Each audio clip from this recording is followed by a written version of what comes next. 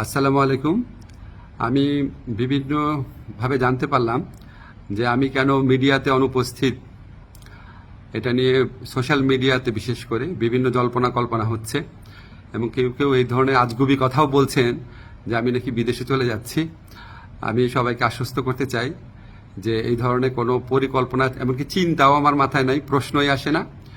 আমি মনে করি এই ধরনের গুজব, গুঞ্জন এবং আজগুবি বিভিন্ন তথ্য যারা ছড়াচ্ছেন, এটা হচ্ছে আজকে ছাত্র জনতার যে ঐতিহাসিক জুলাই বিপ্লবের মাধ্যমে আজকে যে জনগণের প্রত্যাশা সৃষ্টি হয়েছে সেটাকে বিভ্রান্ত করা এবং জনমনে অহেতুক প্রশ্ন সৃষ্টি করার একটা অসৎ উদ্দেশ্যে করা হচ্ছে।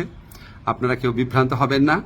আমি কয়েকদিন আগেও পত্রিকাতে ইন্টারভিউ দিয়েছি, তবে এটা ঠিক আমি একটু মিডিয়াতে কম আসছি কারণ আমার অনেক কাজ এবং আমার কাছে মনে হয়েছে যদি আমার কার্যক্রমে যদি কোনো অগ্রগতি হয় সেটা আমি জানাবো। অহেতুক এখন তো আমি আর টক শোয়ের মানুষ না, এখন আমাকে কাজ করতে হবে, কাজটাতে বেশি কনসেন্ট্রেট করতে হবে।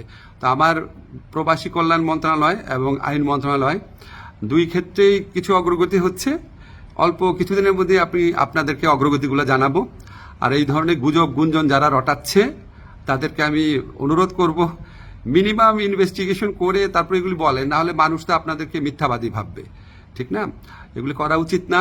বাংলাদেশকে একটা নতুন বাংলাদেশ গড়ার জন্য, রাষ্ট্র সংস্কার করার জন্য আপনারা বরং পজিটিভলি আমাদেরকে সাজেস্ট করবেন, ভুল হলে বলবেন।